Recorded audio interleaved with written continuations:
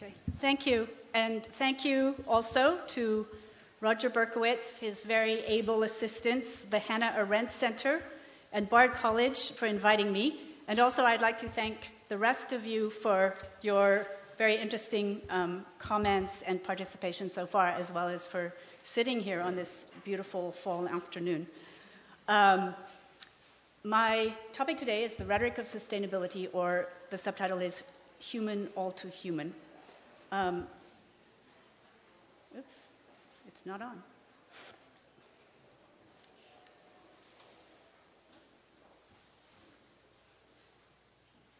There it goes. Sustainability is all the rage. Let me give you some examples. The side of my reduced fat milk carton reads, "Savor Sustainability."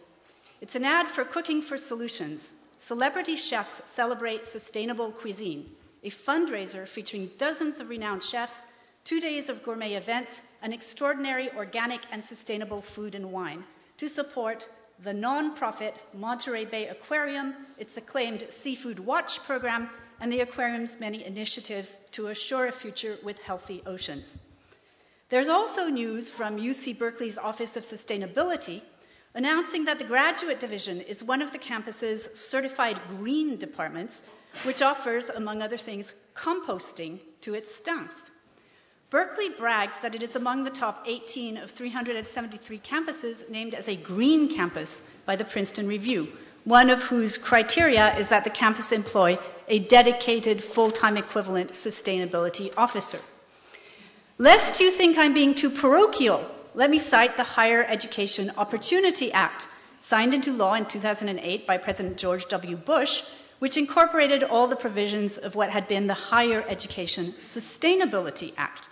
It made grants available to universities to establish sustainability programs to design and implement sustainability practices, including in energy management, greenhouse gas emissions reductions, green building, waste management, purchasing, transportation, and toxics management, and other aspects of sustainability that integrate campus operations with multidisciplinary academic programs and are applicable to the private and government sectors.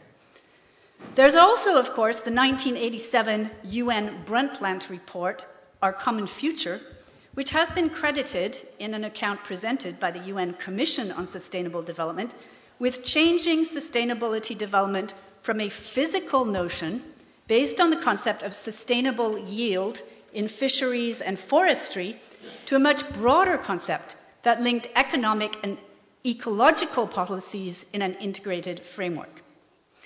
In a now oft-cited, but by no means universally accepted definition, the Brundtland report identified sustainable development as development that meets the needs of the present without compromising the ability of future generations to meet their own needs. So, as you can see, my approach to things today is going to be slightly different than the approach to digital, technological issues that we've heard in the last day and a half, but it will be very related. Acting locally and thinking globally, or rather reading locally and cruising the web globally, I'm struck by the ubiquity of sustainability. More sustainably offers itself all over the place as the answer to what I took as the main question of this conference, and it's in the front page of the brochure. How ought we humans respond to our inhuman future? In contexts ranging from dining, farming, building, funding, and educating, sustainability invokes far-ranging sets of practices, behaviors, and processes, the values of which as sustainability appears largely unquestioned. One can object to a practice as unsustainable, that is, but very few declare themselves against sustainability as such. You can be against technology as opposed to sustainability, but you can't really be against sustainability, as David Rose showed yesterday. Sustainability seems like democracy, or at an Arendt conference, would that be freedom or action or politics? In my talk today, rather than assessing the extent to which sustainability is the right response to an ostensibly inhuman future, I'd like to take up Hannah Arendt's counsel, again as described in the program for this conference, to think what we are doing. Insofar as today, what we are doing is seeking to live sustainably. And it will be interesting to see if you think my thinking is critical thinking or not, as Jerome Cohen sort of has raised as a question. How has sustainability come to be the panacea that it seems? What does it really mean? What is being sustained? For how long? Indefinitely? And what might pursuing ecological and economic sustainability portend? Sustainability on its face offers a tautological answer to a question best posed as, how ought we humans to respond to our unsustainable present, so as to ensure a future, perhaps at all? This question, of course, already presumes sustainability as value or goal, insofar as unsustainability is what we have and don't want. Thus, unsustainability is where I will begin, as I explore how the human need for a durable world, according to Arendt, contributes to the power of sustainability, and that's my first part. I will suggest then that rather than trying to determine whether sustainability is really for the sake of the human or for the sake of the earth, which is a live issue among sustainability studies, we think instead, using the California Condor as an example in part 2, about the ways in which sustainability blurs distinctions between human and non-human, artifice and nature. And it's interesting, I think, how this connects to some of the questions that were raised very early on sort of what is it that we talk about when we talk about the non-human? Are we talking about sort of the difference between humans and other living things, or sort of humans and non-living things? Finally, in part 3, I'll think about the future that's implicated in sustainability insofar as I claim that sustainability is the story that modern humans now tell themselves about the future and about the present. So the first part is durability and the unsustainable present. I also managed to get some art in.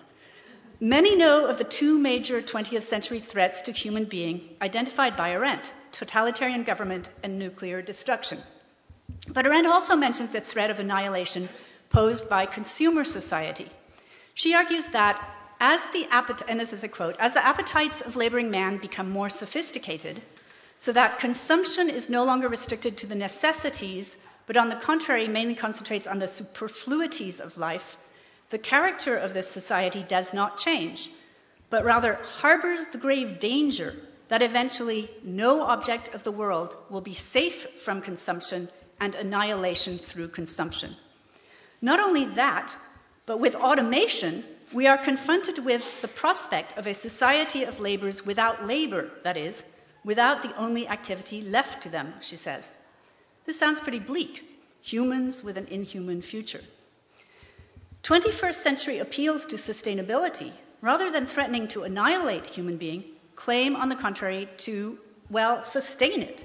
Sustain as a verb means to keep from falling, to keep in being, to keep going, to support, uphold, or hold up as life through necessities, to endure, bear up against, withstand, to undergo, experience, or submit to as an injury or loss, to be the support of, to bear to do, to hold oneself upright or fixed. Sustainability emerges as value or aspiration at a time when current human practices of growth and consumption appear unsustainable. They cannot bear up. As the 1960s and 70s precursors to sustainability, Rachel Carson, Paul Ehrlich, Garrett Harding, David Brower, and so forth, maintained. Population is growing too fast. We're poisoning land, air, and sea. We're using up the earth, and now, with global warming, the air, in such a way that it cannot be replenished. Sustainability invokes a quality of duration or steady stateness, then, that consumer society has ostensibly lost. But to what does this quality attach? The danger that Arendt saw in consumer society, in the quote that I read you earlier, consisted of annihilation through consumption of all the objects of the world. Environmentalists, by contrast, may be said to be concerned about the destruction of the things of the earth: coral, fish, water, oil, birds. They dispute among themselves as to whether to protect earthly things, and which ones, for their own sakes, that is, as having inherent or intrinsic value or worth, or whether to do so for the sake of their utility to human beings. Some argue that Earth itself and as a whole should be sustained, insofar as Earth is of a piece with humans. And Arendt's been invoked to support the latter view, insofar as she challenges the strong distinction between passive Earth and active human. Her account of Earth and world, which corresponds roughly to that between the natural and the built environment, however, very much complicates the relations between human and nature, rather than eliminating that distinction. For Arendt, as you heard from Kathy Jones yesterday, humans are conditioned beings whose existence is conditioned by and conditions the reality of their world. They exist through, that is, their reality is made up through, three sorts of activities, which correspond to three sorts of domains. And I'm just going to go through these for those of you who need a refresher on Arendt or sort of haven't totally picked it up from the conference so far. Three sorts of domains, all of which are aspects of what Arendt calls the vita activa, or the active life, which, along with the vita contemplativa, or the contemplative life, is integral to being human. So of these three domains, the world for Arendt is a world of human making and fabrication by the hands, she says. The things we make, from tools to buildings to artworks, offer human beings a relatively stable place of their own. Individuals use materials that they extract, often violently, from nature to work and to construct this world. The earth, by contrast, names for Arendt the place to which humans as living beings, rather than so-called cultural ones, are so far bound. The earth is the domain of necessity, in which the human animal labors in the sweat of his brow with his whole body and participates in endless cycles of reproduction and consumption needed to continue the life of the species. And it's interesting that Jean-Gabriel Ganashia's presentation this morning about the headless body, which is the body of labor, and the now handless persons of work correspond a little bit to, correspond to what Arendt's diagnosis becomes, which I read to you a little bit earlier, about how, work becomes labor and then labor becomes automated. So anyway, and then for Arendt, there's this third ephemeral realm of freedom, of action, and of participation in politics, which requires not only the shared built world, but also the presence of a plurality of others. Freedom corresponds to the kind of unpredictability that belongs to human action insofar as it occurs within an already existing web of human relationships. And the reason for this is that this embeddedness in other human beings somehow means, on the one hand, that any particular action, including utterances, won't necessarily achieve their purposes, and on the other, that any particular action has the potential to begin something surprising and new. The possibility of human freedom of action, as Arendt understands it then, is threatened not only by totalitarian government or nuclear destruction, but also when human practices become only instrumental means to further ends, or become automatic behaviors conforming to an administered environment, both of which you've been hearing a little bit about. The temporality of action is a strange one. That's why I have a question mark there. As action as such neither makes objects linearly, right, the way work does, because work makes things, including artworks, that apparently or ostensibly have an origin and then are used and then wear out, nor produces things cyclically, which is what labor does. So instead, action is seen by others as the expression of an actor's identity and credited in retrospect with its initiation of historical events. For Arendt, the cycle of life, right, so now you know life goes with labor, requires humans to labor to produce things from nature that will deliberately be used up. The laborer toils to produce goods that otherwise go to waste or decay if not consumed. By contrast, in working or in fabricating, humans use rather than use up nature to make such things as tools, which are themselves made to be used for further ends. For instance, the oven is made, right, to bake the bread. So tools and buildings and artworks made from nature provide some sort of stability, solidity, and permanence in the world, although they too eventually wear out, as I said, in a linear way. Nature thus plays at least a fourfold role in Arendt's account of Earth and world, as what she calls an originary indifference to human being, as the merciless biological processes of consumption and reproduction to which human beings as living beings are necessarily bound, as the supplier of matter that humans use up and use to fulfill their living needs and their worldly wants, and as a threat of deterioration of the human world against which human beings must struggle. As important to Arendt as understanding the activities that make us human is understanding how judgments as to what counts as the highest human activity have changed. In her account, the Greek philosophers, disillusioned with politics, elevated the contemplative life over the active life, and in particular over political action. There followed a series of reconfigurations, culminating in the 19th century elevation of laboring activity over all other activities. Even work and its ideals, that is, the ideals of the fabricator or of the world, which are permanence, stability, and durability, writes Arendt, have been sacrificed to abundance, the ideal of the laboring animal or the laborer.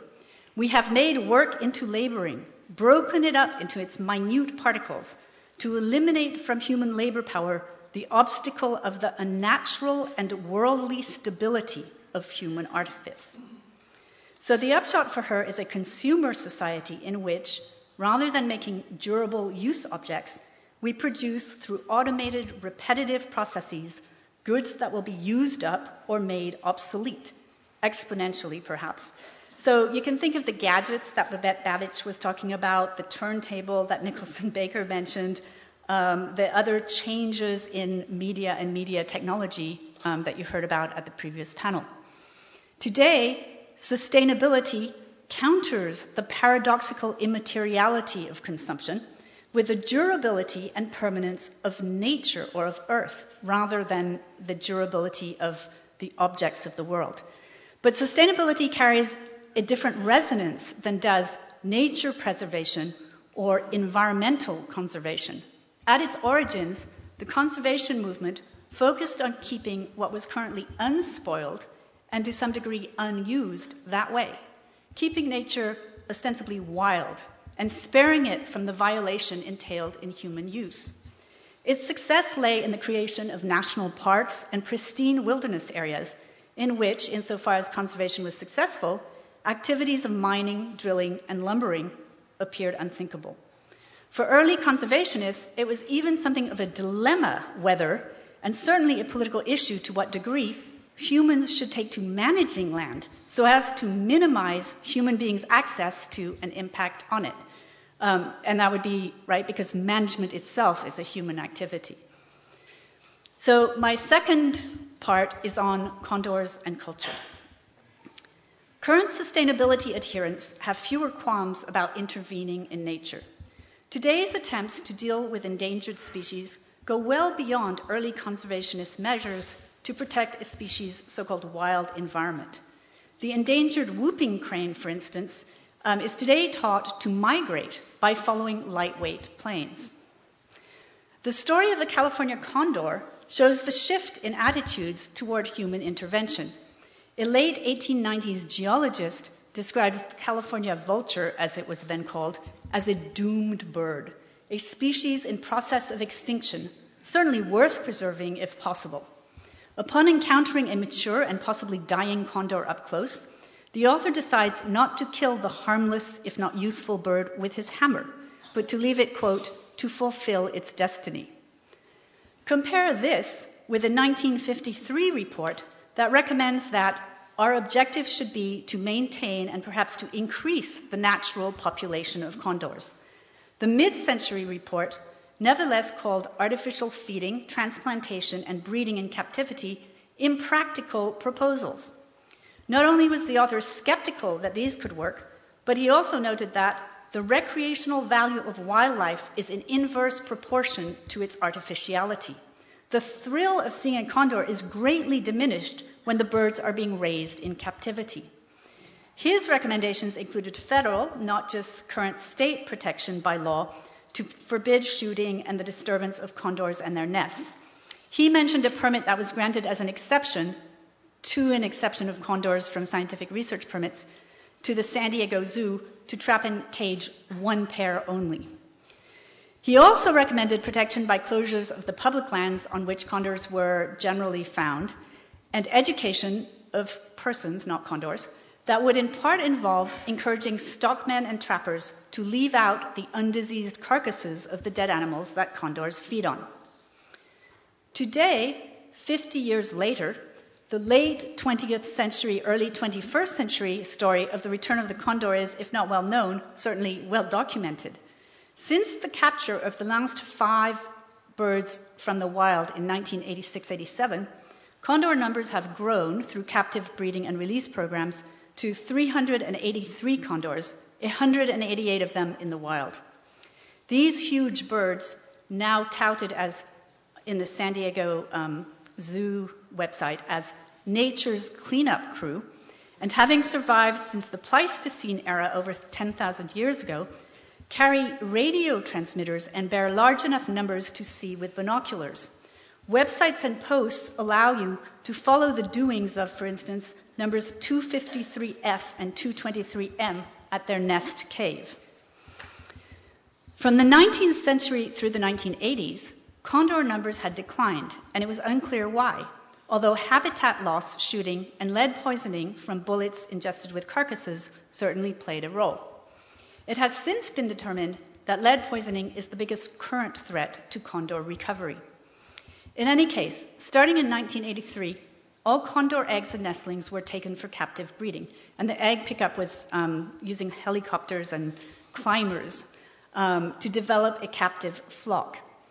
With the capture of the last wild bird in 1987, all breeding became captive, which the condors turned out to be reasonably good at. And I'm going to skip over some of the details about this and just go right to how it is that the nestlings that were either born or earlier were being brought into captivity were fed by puppets so as to prevent their imprinting on humans before being placed together for socialization.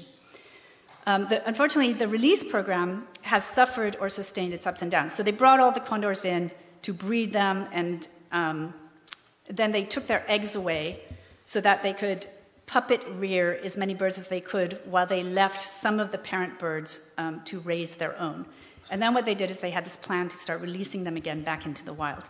So because release birds were not being released into a wild flock, because there wasn't a wild flock left, they had what scientists who studied the condors have called behavioral problems.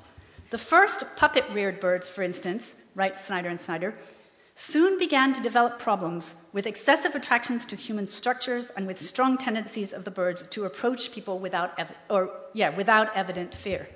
They have been known to destroy windshield wipers, weather stripping, tents, sleeping bags, mattresses, and to collide fatally with overhead wires, to land on oil well pads and buildings, including entering a bedroom, and to chase people down backcountry trails. One bird was seen carrying a .38 caliber revolver in its bill, which it had apparently taken from a backpack. Now, though, pre-release condors go through aversiveness training by being exposed to dummy utility poles equipped with electroshock wiring. Parent-reared captive birds, though wilder than the puppet-reared birds, also have problems. At one point, parent-reared birds came in contact with a group of puppet-reared birds from another release and joined that group, adopting many of its human-oriented behaviors. And the scientists write, there was no opportunity to see if their initial good behavior might have lasted if the parent-reared birds had remained isolated from other condors. Actually, that's the slide I should be on. In case you can't see, they're sitting in a restaurant saying, just bring us something dead, which isn't very well behaved of them. Zoos now place pre-release puppet-reared condors with mentor adults instead of just with other juveniles, although they found that chicks reared together still show significant difficulties in forming successful pair bonds with their early cage mates in later life. And the condors now seem to have difficulties breeding in the wild. 2 early failed breeding attempts involved groups larger than pairs, a trio and a quartet, occupying single nest caves, which had never been observed in what is now called the historic wild population. And finally, the condors' problems are not over. Their chromosome pool may not be good. Very few wild breedings have produced nestlings, much less fledglings.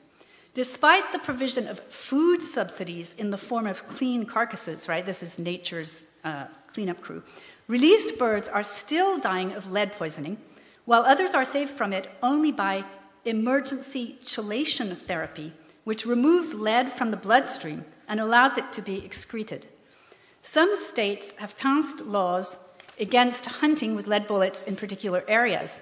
And according to a 2005 book, the US military recently announced its intentions to convert fully to non-toxic ammunitions in a green bullet program. Although non-toxic ammunition were not fully available commercially, nor as cheap as lead ammunition, at least at the time that this book was published. So distinctions between nature and artifice, wilderness and civilization, become blurred, as we have just seen, when humans reach into nature, in Arendt's felicitous phrase. But the distinction also blurs when sustainability practices extend from nature into an Arendtian world, in which human goods now aspire to be natural or green. So think about those green bullets, or perhaps, green robots, or plastic containers and film designed to go into recycling or even composting. Sustainability, it turns out, applies as much to the built environment as to nature.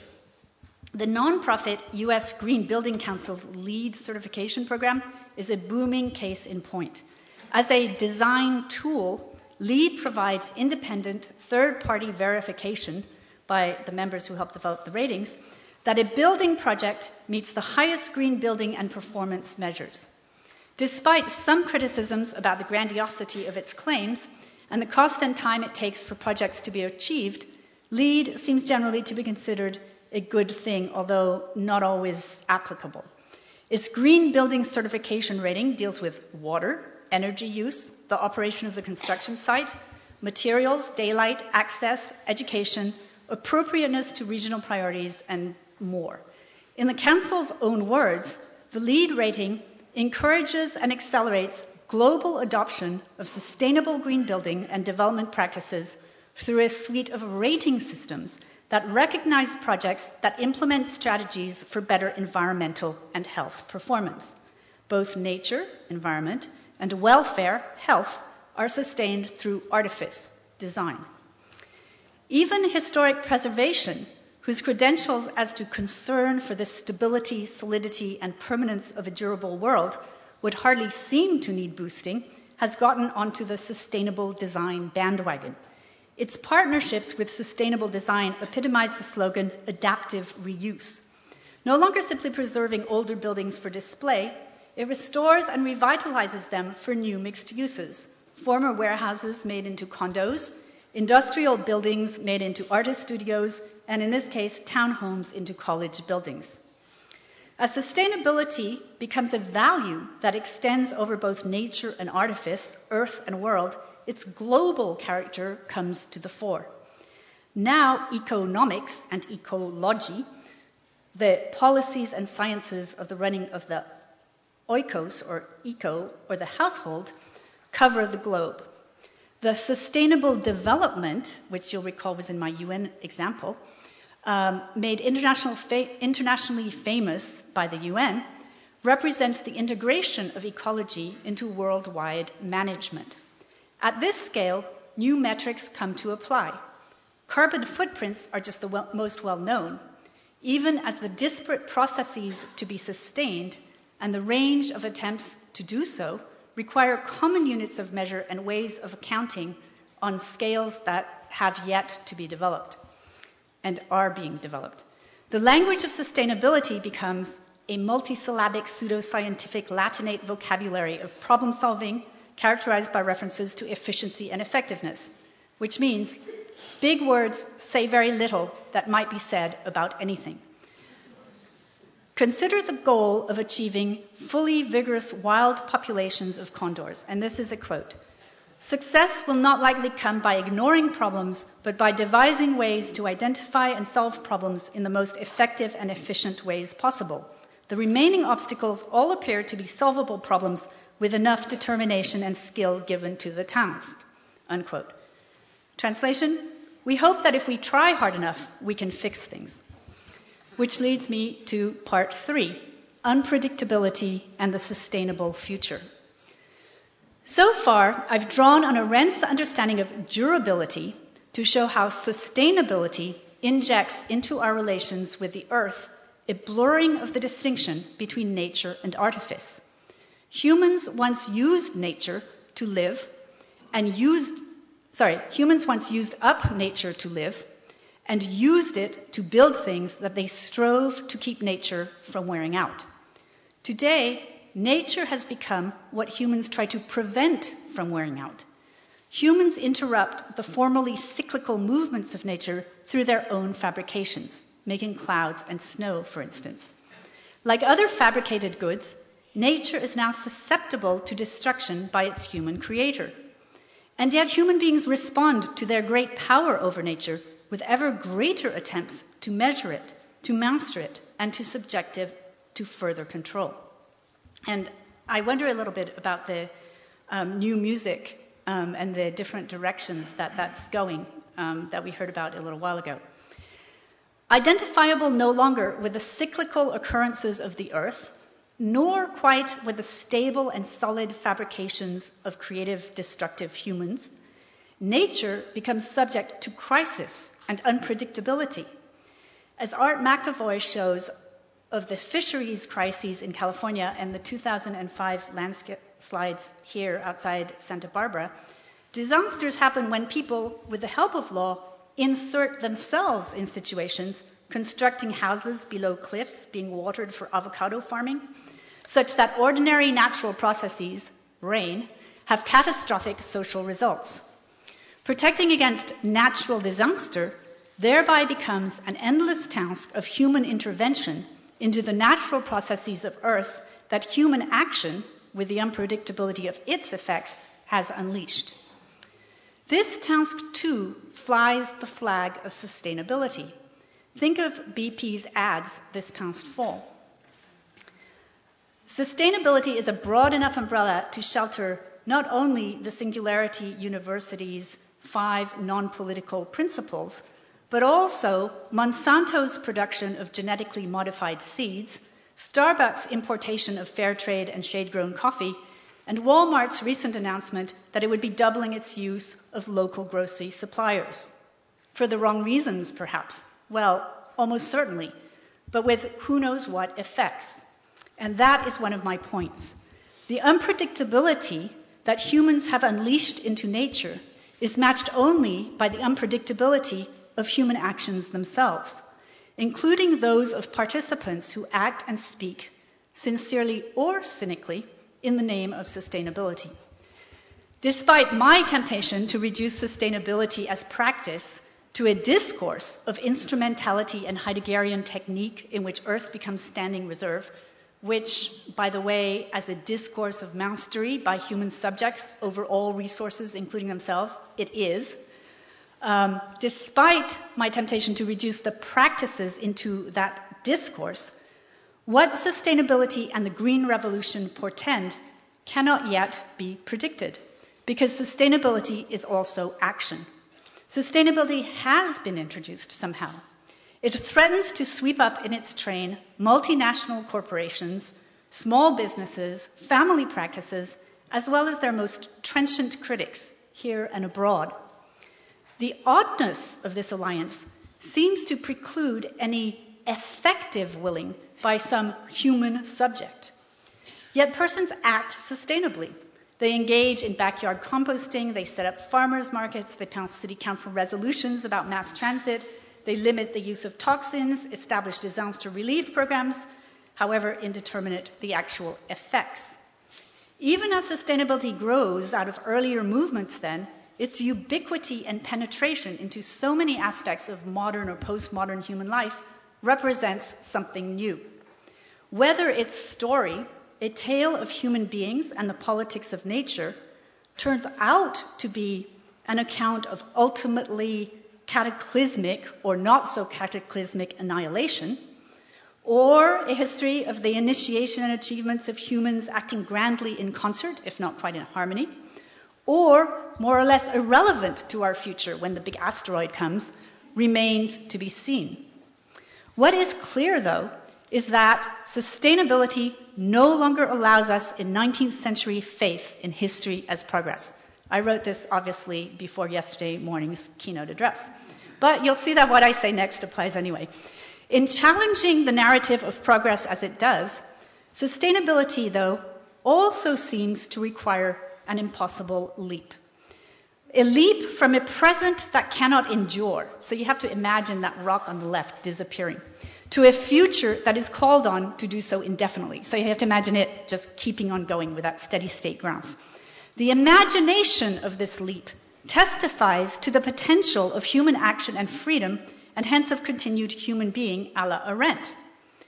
But at the same time, the end that such a leap would ostensibly accomplish simultaneously suggests a difficulty for a human being.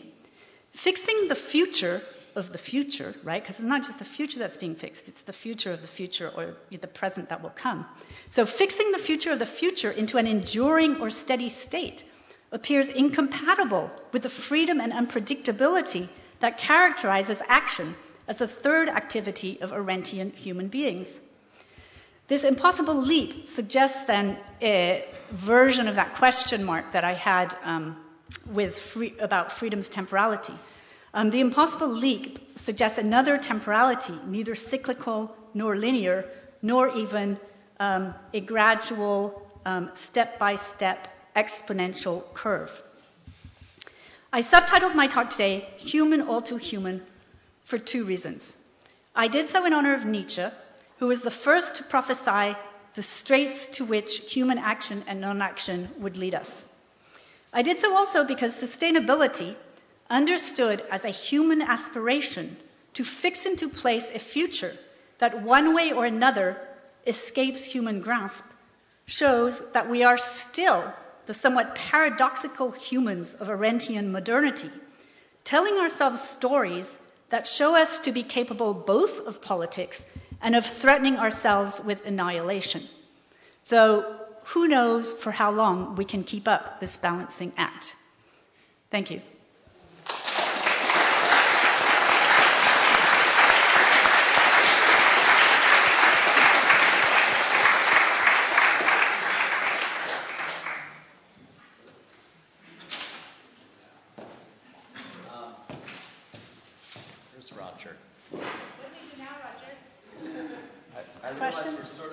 Schedule here, but I definitely want to give people a chance to ask some questions.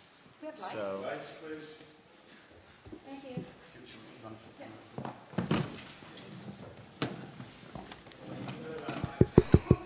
What? We start at 4:30. Yeah. What time is it now? 5:07. Oh, okay, fine. I don't care. It's on. Questions? Comments? Hi. I had a question about the talk yesterday afternoon where one of us, Singularity University's, one of their 5 planks is sustainability. And, you know, you could look at it two ways. In one, I'm thinking of Charles Taylor talking about hypocrisy is the compliment that vice pays to virtue, that okay, at least we're all agreed that sustainability is something we should strive for. So maybe it's a good thing that he's at least being hypocritical. But we could also view it as sort of this, opiate or just some sort of way of relieving our conscience while we just go about doing our celebrating of technological progress. So when you see somebody promote sustainability in that way, is that a good thing or is that a bad thing? Well, part of what I was saying is that I'm less comfortable judging it as a good thing or a bad thing than saying what it means in terms of the stories that we tell ourselves today.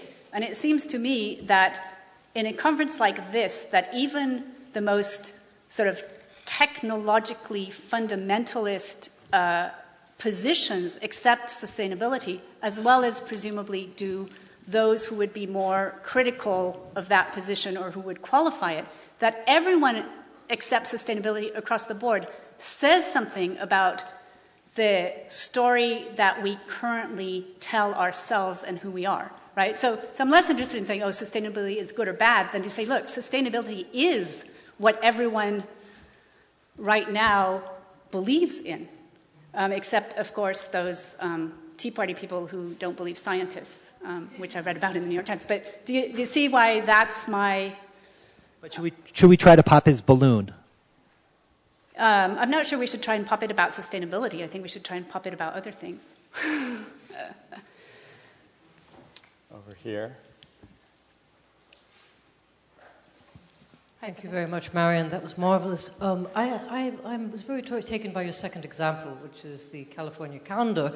And of course, what it really strikes, at least to me, the heart of the problem of sustainability, just as a concept, because it goes hand in glove, and this is the Heideggerian point, with the notion that there is a problem, but there's a technology. That is to say, it can be remedied. And your entire description really highlights the difficulty, which would have been solved by not.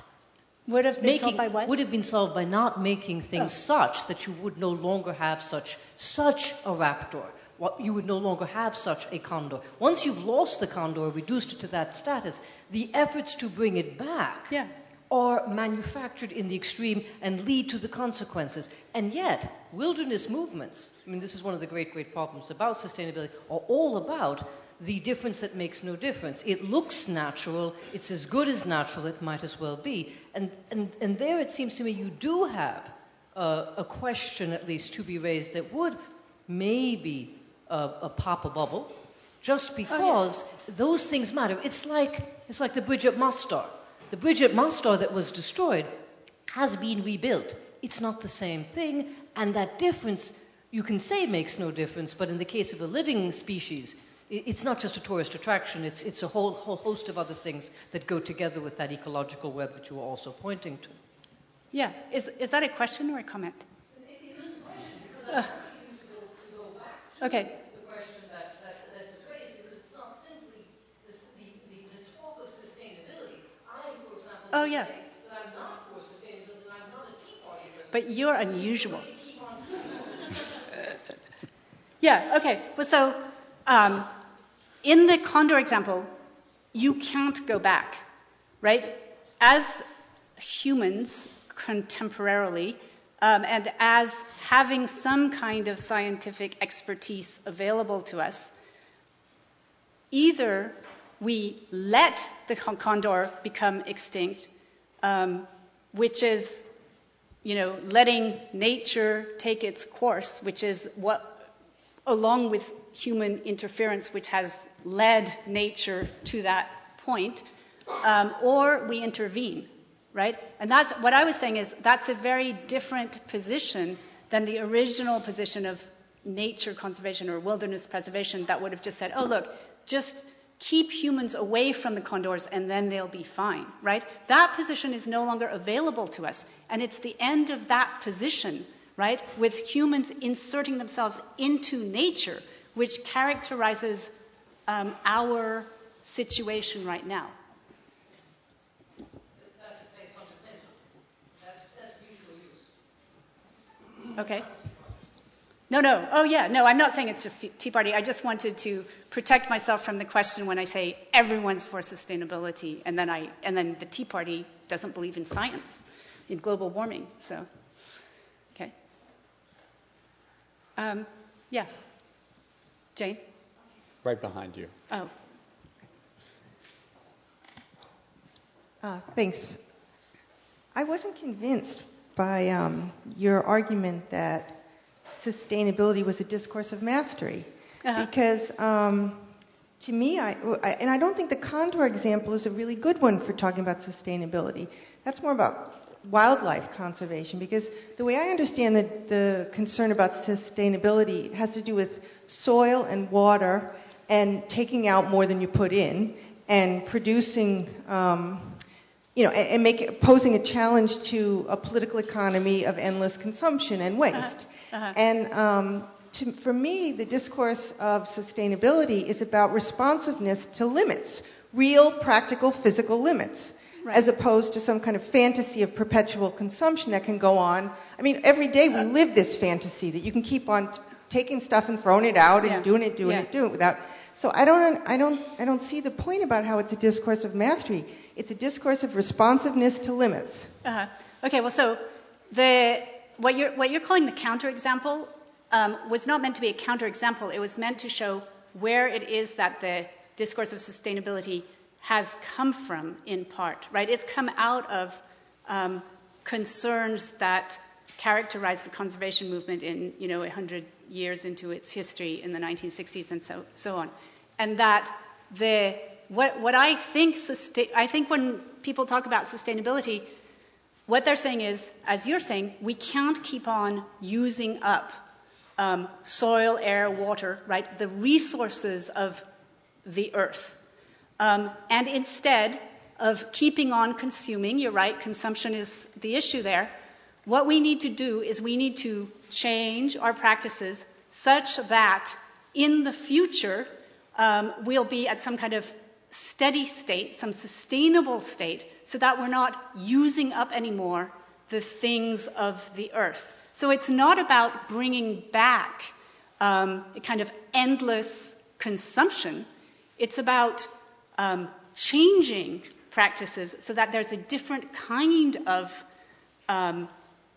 consumption that goes on in the face of there being a recognition of some kind of zero sum of the things of the earth. But how is that mastery? Oh, because the instrumental use of the resources. Well, it involves instrumental use. But that's not the same as like a will to mastery. I mean, you can't. I don't see how it's a discourse of mastery. Oh well, okay. Well, I mean, it involves instrumental actions. Yeah, but it involves the application of science as technology to everything in the world, including human beings. It's a technique. Well, it involves it, but it doesn't exhaust all of the actions or activities of humans. We can talk later. Insofar as it doesn't exhaust them, this is what I'm saying is the possibility that it be considered political action, right? This is what sustainability, it's a double-edged thing, right? On the one hand, it manifests the possibility of political action in our time, a time that we recognize as the way that you described it, but it also, at the same time, were we to bring about some kind of steady state, instrumental, predictable, permanent status, we would no longer have the kind of possibilities of freedom and unpredictability in our actions that ostensibly that kind of politics constitutes, right? So there's a contradiction between this impossible leap contains a contradiction, right? On the one hand, it's the possibility of action. On the other hand, it's the threat of it being accomplished and there not being politics in Arendt's terms. Yeah, go ahead. I like how you pose that threat of a sort of finitude, I think, in the human interaction with these multiple others in a sustainable way that seems constraining. But I would point out that I think that's the problem with that way of thinking is that it is a reaction to modernity. And it's a response to Arendt's concerns, which are narrowly circumscribed by a focus on modernity and not aware of the human past as a past involving all kinds of interventions in the world of so-called nature, a world in which there was no nature, a world in which there were multiple other persons who did not manifest as human beings, they are manifest as persons, as mountains, as jaguars, as condors. They all have personhood. They share with us culture, a past of culture and communication in typical mythologies. Typical, I hate to use that word, but multiple of these pre-industrial mythologies. And then at some point you lose that cultural connection and you manifest biologically as different. And this is precisely what Viveros de Castro talks about in his views of perspectivism. And so if you are to take that seriously, that animist context, which is still with us in many parts of the world, then you realize that personhood, it is necessary to entertain the possibility of a relational being that is all about blurring the boundaries between humans and others, and probably even some of the most frightening technologies, that we're talking about, like nanotechnologies, which we're going to fetishize and we're going to have very strange affectionate relationships with.